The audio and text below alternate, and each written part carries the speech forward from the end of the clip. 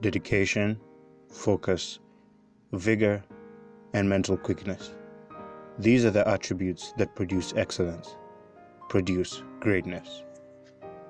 Media and fans always criticize players who aren't doing well as lacking discipline, motivation, and physical skills. They sometimes blame the coaches, the organizations the athletes play for, or even the player's character. They don't realize that media and social media could be the cause.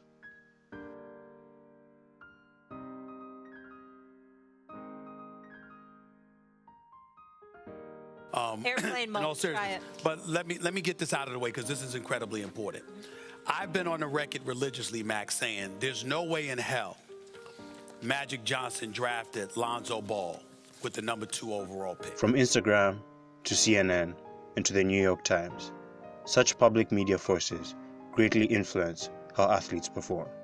From a negative article to abusive comments, these media outlets can negatively influence the performance of professional athletes. Jimmy Butler looked so ugly, bruh. Looked like a face you put on a totem pole, bruh. Looking like a tiki mask, bruh. Jeremy Lin is worth probably a half jar of mustard pickles. You're worth a half jar of mustard pickles. Draymond Green looked like Donkey from Shrek. Zach Randolph is not so much in basketball shape, rather he is a basketball shape. Yes, I just called him fat. #sports. A professor at Ryerson University explained that the world record holder, Kate Campbell, finished 6th in the 100-meter freestyle during the Rio Olympics because of a meltdown, which was induced by texts from her supporters. Another example is former NFL player Ricky Williams. Constant media pressure drove the NFL star to quit playing football. Articles claim that Ricky's coping methods with regards to unwanted media attention included smoking marijuana and wearing his helmet during interviews.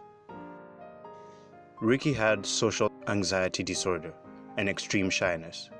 The media exaggerated his conditions to the point where his performance and ability to play football declined to the lowest point possible. Some critics said that his early departure from sport was because he was a pothead, and all he wanted to do was smoke weed. But they didn't realize that the marijuana addiction was catalyzed by unhealthy media pressure. White is out wide, handoff to Williams up the middle, 10, 5, to the goal line, to the end zone! Touchdown, Ricky Williams! In this exclusive report, the Saints running back reveals to our correspondent and producer, Sean Pamfline, that he suffers from a disease called social anxiety disorder, and he's currently taking medication to control the illness.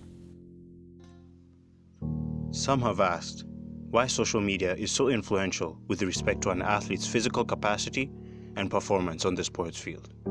Studies have shown that humans' interaction with media causes dopaminergic hits. These hits cause feelings of elevation and anxiety to know what's happening in the social sphere. To some like Ricky Williams, it does both and stimulates social anxiety and shyness.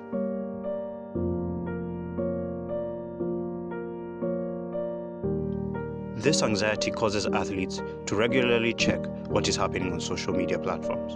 And when they encounter negative content, it heavily influences their focus, vigor, and mood. Researchers explain that media and social media can cause cognitive anxiety, stress, and over-arousal in the athlete's mind. These effects consume vital mental energy, reduce stamina, and increase anger, fatigue, and confusion. After studying many athletes, they noticed this effect on Mike Tyson. Mike Tyson was once an unbeatable boxer, feared for his energy and talent. However, after accruing negative media attention, he drastically declined in performance. Critics said that he lost his vigor, his drive, and even seemed depressed. Media had rapidly decreased his concentration, and after studies, it was shown that he had high levels of cognitive anxiety.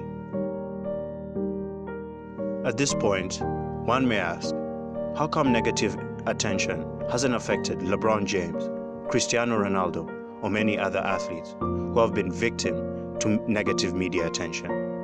When LeBron James left Cleveland to go to the Miami Heat, the backlash from media and fans was immense. At some point, he was regarded as one of the most hated people in sports. However, his performance didn't decline drastically. He still managed to perform at a great level. Researchers say that some athletes can cope with such pressure, but others can't. An example of such people are Serena Williams and Venus Williams, who even after their fight with media have managed to claim unparalleled success. For a long time, media platforms criticized the sisters for not fitting the description of the typical female tennis player. The sisters are black, muscular, and solid, while the common tennis player is small, cutesy, and white. Media criticized them for winning because of their hard-hitting, hard returns, and power, instead of with precision and elegance.